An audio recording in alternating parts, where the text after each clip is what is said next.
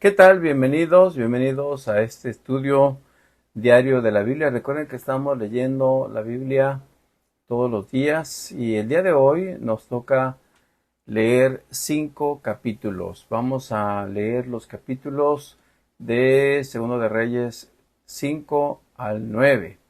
Son 5 capítulos, hoy es sábado y quiero invitarlos para hacer una breve reflexión, un repaso rápido por estos 5 capítulos. Hay historias muy interesantes en las que podríamos detenernos un momento, pero por cuestión de tiempo vamos a ir abreviando el contenido de cada uno de los capítulos. Vamos a empezar con el capítulo número 5.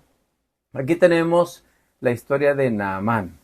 En esta versión de la Biblia dice que el rey de Aram sentía una gran admiración por Naamán, el comandante del ejército, porque el Señor le había dado importantes victorias a Aram por medio de él.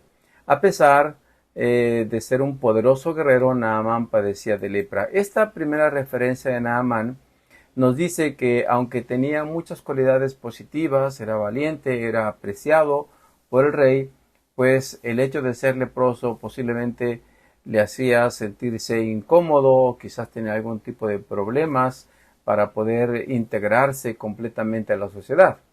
Y bueno, aquí se le llama al rey de Aram. Quizás la versión que más conocemos, la versión 60, se refiere a los sirios. Posiblemente esa es una manera diferente de referirse a los sirios, al rey de Siria. Y dice que en ese tiempo los saqueadores arameos habían invadido la tierra de Israel y entre sus cautivos se habían llevado a una muchacha a quien habían entregado a la esposa de Naamán como criada. Esta jovencita, no sabemos su edad, posiblemente una adolescente, se dio cuenta del problema que había ahí en el hogar con Naamán y entonces le propone esta jovencita a su ama, la esposa de Naamán, le dice: ojalá que mi amo fuera a ver al profeta de Samaria, él lo sanaría de su lepra. Desde luego, con este mensaje en mente, dice que inmediatamente el rey de Aram mandó cartas para el rey de Israel para decirle, para pedirle que curara a su general Naamán. Desde luego, pues el rey no tenía información de esto y sin embargo Eliseo interviene y entonces Naamán se presenta ante el profeta Eliseo. Y dice el versículo 10 que entonces Eliseo, cuando llega Naamán a su casa, pues le manda un mensajero y el mensaje es: ve y lávate 7 veces en el río Jordán, y entonces tu piel quedará restaurada y te sanarás de la lepra. Aparentemente era algo sencillo, sumergirse en el río Jordán. Sin embargo, dice el versículo número 11 que Naamán se enojó mucho, se fue muy ofendido. Obviamente él era un general muy importante, apreciado y valorado en su tierra, y el hecho de que fuera al río Jordán pues obviamente era algo casi humillante para él. Dice que él creía o esperaba que el profeta pues iba a mover su mano, iba a tocar la lepra y iba a invocar a Dios, iba a ser sanado. No se esperaba que simplemente con esta sencilla receta Naamán sería sanado. Sin embargo, ya con la presión de sus ayudantes, de sus acompañantes, dice que Naamán bajó al río Jordán, se sumergió 7 veces, tal como el hombre de Dios lo había indicado, y su piel quedó tan sana como la de un niño y se curó. Más adelante, desde luego, pues Naamán está contento, agradecido y regresa con el profeta. En esta ocasión sí sale el profeta y entonces le ofrece todo lo que llevaba. Llevaba muchas cosas, llevaba oro, plata, vestidos para el rey, para el profeta, perdón. Y sin embargo, el profeta no quiso aceptar nada. Él dijo: bueno, yo no fui quien lo sanó, fue Dios, así que hay que agradecerle a Dios. Y dice el relato, el versículo 17, que entonces Naamán, en forma de gratitud para reconocer lo que el Dios de Israel había hecho, que Naamán le dijo, bueno, si usted no quiere aceptar nada de lo que yo traigo, permítame entonces, por favor, cargar 2 de mis mulas con tierra de este lugar y la llevaré a mi casa. A partir de ahora nunca más presentaré ofrendas quemadas o sacrificios a ningún otro Dios que no sea el Señor. Noten ustedes el impacto del testimonio de la conducta de Eliseo y desde luego del milagro de Dios. Y dice Naamán, sin embargo, que el Señor me perdone en una sola cosa. Cuando mi amo, el rey vaya al templo del dios Rimón, que era posiblemente el dios que había allá, pues si el rey se apoya en mi brazo, que el Señor me perdone cuando yo también me incline. Noten ustedes cómo Naamán sentía que era algo muy importante el recordar a este Dios que lo había sanado, aun cuando estaba en su país, en un país pagano. El relato termina con una nota un poco triste porque finalmente Giezi, el siervo de Eliseo, corre, alcanza a Naamán, le pide algunas de las cosas y hay una nota muy triste porque finalmente la lepra de Naamán, dice el texto, se le pasó a Giezi y salió el leproso y toda su familia. En el capítulo 6 tenemos un relato interesante, lo vamos a tocar en forma breve, y es cuando un hacha flotó. Había un grupo de hombres, jóvenes que estaban trabajando, ellos eran estudiantes de una escuela de los profetas, y cuando estaban buscando madera, dice que uno de ellos pues empezó a preocuparse porque el hacha se le había caído el agua, era una hacha prestada, y entonces dice el versículo 6 que llegó el profeta y le preguntó, ¿dónde cayó el hacha?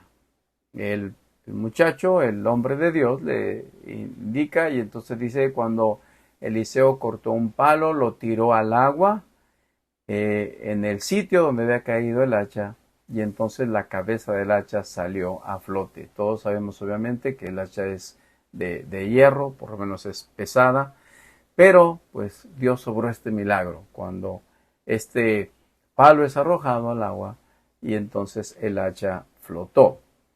En este mismo capítulo encontramos otro milagro, y este tiene que ver con el rey Aram, el mismo rey sirio, posiblemente en una época un poco diferente, pero ahora dice que el rey pues de Aram estaba en guerra con Israel y entonces se podía poner de acuerdo con sus funcionarios para saber por dónde atacar al rey de Israel. Sin embargo, dice que de inmediato Eliseo, que era el hombre de Dios, le advertía al rey de Israel de tal manera que le advertía para que no estuviera o no pasara por el lugar donde las tropas del rey de Aram iban a pasar. Cuando esto ocurre varias veces, llega un punto en que el rey se molesta y dice, bueno, ¿por qué cada vez que queremos tomar por sorpresa al rey de Israel, ya él está listo? Seguramente alguien me está traicionando. Sin embargo, sus súbditos le dicen, no se trata de ninguno de nosotros, es el profeta Eliseo, que es el que le dice al rey de Israel lo que usted planea en el lugar más secreto. Y ahora pues el rey busca la manera de encontrar a Eliseo, de deshacerse de él, y de pronto pues le dan la noticia de que este profeta vivía en Dotán. El rey tomó a sus soldados, empezó a dirigirse hacia Dotán, era un pequeño pueblo, y dice el versículo número 15 que cuando el sirviente del hombre de Dios, es decir, quien estaba apoyando a Eliseo, salió muy temprano, vio que había tropas, caballos, carros de guerra por todos lados, y entonces entró preocupado y le dijo a Eliseo, oh Señor, ¿qué vamos a hacer ahora? El versículo 16 dice lo siguiente, no tengas miedo, hay más de nuestro lado que del lado de ellos. Y ahora, los versículos 17 y 18 me parecen muy interesantes. Espero que ustedes puedan analizarlos de esta manera. Dice el versículo 17 que Eliseo oró al Señor para que abriera los ojos del joven y pudiera ver. Y dice cuando Eliseo ora, el siervo abre los ojos y se da cuenta que en la montaña había, y estaba llena de caballos y carros de fuego. Pero ahora el versículo 18 es lo contrario. Dice que cuando el ejército arameo avanzó hacia él, Eliseo rogó a Dios. Otra vez vuelve a orar, pero ahora hace un pedido diferente. Le dice, te ruego que hieras, que queden ciegos y hieras con ceguera a todos estos hombres. Y entonces dice que el Señor los hirió con ceguera tal como Eliseo lo había pedido. Es decir, tenemos la oración de Eliseo para que su siervo abra los ojos, pero la misma oración de Eliseo para que los enemigos cierren sus ojos. Algo interesante en esta lectura. Más adelante, pues dice que salió Eliseo y entonces les dijo a quién buscaban desde luego Eliseo, él les dijo pues no es aquí, y entonces los toma y los lleva, les dice síganme, voy a indicarles dónde vive ese hombre, y desde luego pues los lleva directamente a la capital del rey de Israel. Y cuando ya están ahí, ya prácticamente a punto de matarlos, el rey de Israel dice, ¿quieres que los matemos aquí, que acabemos con ellos? Y le dice Eliseo, no, simplemente darles de comer y que regresen. Desde luego Eliseo vuelve a orar para que se abran los ojos del ejército enemigo. En este mismo capítulo, hacia el final, tenemos una situación de hambre. Y dice el versículo 24 que otra vez el rey de Aram sitió a la ciudad de Samaria y hubo una grande hambre. Dice el versículo 25 que hubo una grande hambre. Y ahora noten ustedes a qué costo se vendían los productos. Dice que la cabeza de un burro se vendía por casi 80 piezas de plata y 200 mililitros de estiércol de paloma, ya no la paloma, ni siquiera el estiércol completo, se vendía por 5 piezas de plata. Un precio, digamos, muy elevados para la situación en la que se estaba viviendo. Y entonces el rey, pues, se da cuenta que en cierta manera Eliseo tiene que ver con eso, lo manda a llamar.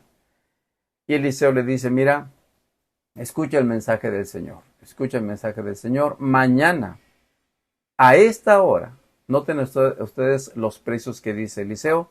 Dice, a esta hora, en los mercados de Samaria, 3 kilos de harina selecta costarán apenas una pieza de plata y 6 kilos de grano de cebada costarán apenas una pieza de plata. Noten ustedes, un día anterior, la cabeza del burro, el estiércol de paloma se vendía a precios carísimos. Y dice Eliseo, para el siguiente día, 24 horas después, los precios van a ser tan baratos que con una pieza de plata se van a poder comprar 3 kilos de harina selecta o bien 6 kilos de granos de cebada. Y desde luego dice que había un hombre ahí que dijo, ¿cómo esto va a ser posible? Empezó a burlarse de Eliseo y dijo, aunque Dios abriera las ventanas, eso no puede ser posible, porque se trataba que iban a cambiar las cosas de un día para otro. Y entonces Eliseo le dice, bueno, pues lo vas a ver tú con tus ojos, pero no podrás comer nada de eso. Dice que al siguiente día había unos hombres leprosos, estaban fuera de la ciudad, fuera de las murallas, y esos hombres leprosos de pronto se acercaron al campamento y se dieron cuenta que todo el campamento estaba totalmente vacío. El ejército de Aram que había rodeado la ciudad había huido, dice el versículo 6, que el Señor había hecho que el ejército arameo escuchara el traqueteo de carros de guerra de toda velocidad. En la noche ocurrió esto, el galope de caballos, los sonidos de un gran ejército que se acercaba. Ellos dijeron, seguramente el rey de Israel ha contratado a los hititas y a los egipcios, y entonces lo que hicieron fue huir y dejaron todo así exactamente como estaba, lo dejaron y se fueron. Y exactamente al siguiente día los leprosos se acercan a las murallas, informan al rey que no hay nadie allí en esa región, que pueden salir con libertad, y cuando el rey manda mensajeros y confirman que realmente los enemigos se habían ido, permite que todos puedan salir. Y noten ustedes lo que pasó con este funcionario. Dice que el rey le pidió a este funcionario que abriera que se había burlado de Dios, que se colocara en la puerta, y dice que estuvo ahí y las multitudes lo aplastaron y murió a la entrada de la ciudad. Ahí estaba al frente de la puerta, posiblemente manteniendo cierto orden, y desde luego, pues, por la precipitación de la gente que salió a buscar alimento, pues fue muerto y pues no pudo disfrutar de lo que había visto. En el capítulo 8 encontramos cuando los bienes de la viuda de Sunem le son devueltos. Ella había huido por cuestión del hambre, pero cuando regresa a su ciudad, dice que Giezi la identifica, porque Giezi está platicando con el rey sobre los milagros de Eliseo, y entonces la identifican y los bienes, su casa que había quedado, pues digamos, abandonada durante los años de hambre, le son devueltos. Y finalmente llegamos al capítulo número 9, y aquí quiero resaltar desde el capítulo 9 solamente la forma en que murió Jezabel. Ustedes saben, Jezabel fue la esposa de Acab, y cuando Jezabel, la reina madre, supo que Jehú había llegado a Jezreel, dice que se pintó los párpados, se arregló el cabello, se sentó frente a una ventana, y entonces le preguntó: ¿has venido en son de paz? Le preguntó a Jehú, y dice que Jehú levantó la vista, la vio en la ventana y gritó: ¿quién está de mi lado? Y entonces 2 o 3 eunucos se asomaron a verlo, y entonces Jehú le dijo a los eunucos: tírenla, tírenla, tírenla por la ventana. Y estos eunucos arrojaron a Jezabel, y entonces Jehú entró al palacio, comió y bebió, y después de un rato le dijo: vayan a buscar el cuerpo de esta reina, de esta mujer malvada, para enterrarla. Pero cuando fueron a enterrarla, dice que solo encontraron el cráneo, los pies y las manos. Saben que esto fue el cumplimiento de lo que Elías le había dicho a Acab cuando Jezabel había tramado la muerte de Nabot para quedarse con su viña. Y de esa manera, dice el versículo 36, se cumplió lo dicho por Elías, de que los perros se comerían el cuerpo de Jezabel en la parcela de Jezreel. La palabra de Dios es clara, es poderosa, y haríamos muy bien en seguir sus indicaciones. Cuando hacemos nuestra voluntad y no seguimos las indicaciones de Dios, pues no podemos esperar algo bueno. Pero cuando estamos en sus caminos, creo que Dios siempre tendrá bendiciones. Que Dios te bendiga, y no olvides escuchar el relato. Hoy son 5 capítulos, escucharlos, y que Dios te bendiga y que tengas un excelente día.